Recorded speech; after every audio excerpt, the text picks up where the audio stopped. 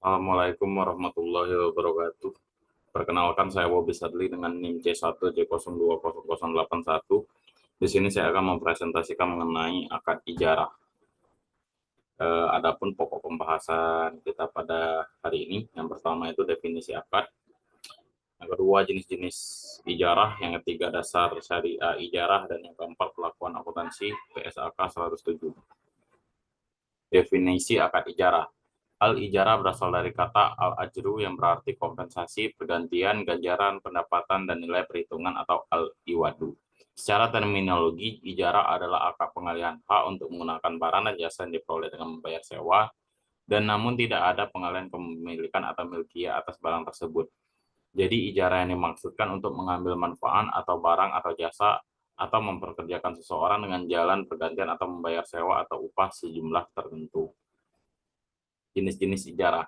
Pertama itu ijarah manfaat atas aset atau ijarah ala al-manafi. Hal ini terkait dengan penyewaan aset atau properti, yaitu hak untuk memindahkan nilai manfaat atau mengkonsumsi aset atau properti kepada orang lain dengan kompensasi sewa.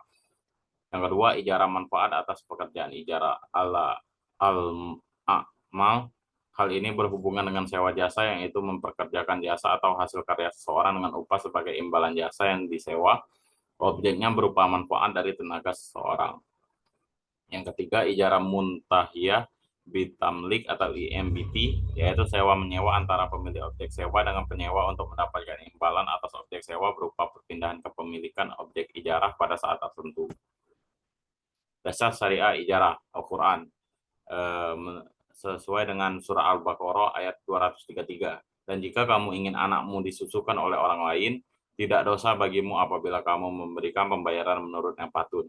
Bertakwalah kamu kepada Allah dan ketahuilah bahwa Allah Maha melihat apa yang kamu kerjakan.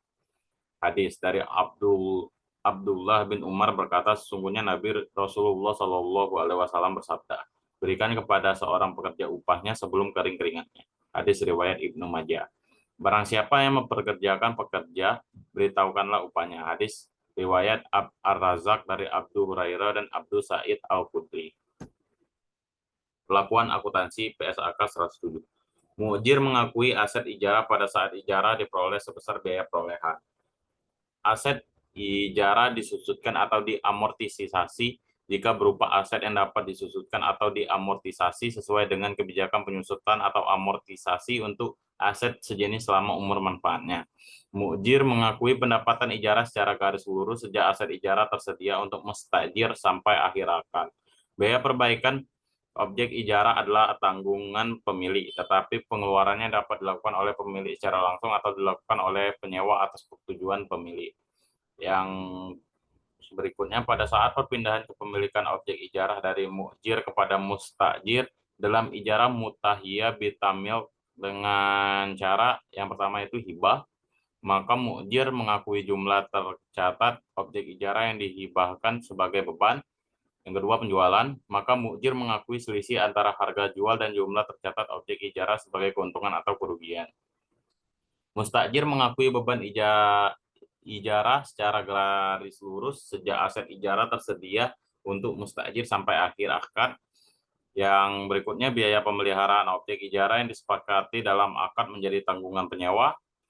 Dalam ijarah mutahiyah bitamil, perpindahan kepemilikan objek ijarah dari mu'jir kepada mustajir dengan cara yang pertama itu hibah, maka mustajir mengakui aset dan pendapatan sebesar nilai wajar objek ijarah yang diterima.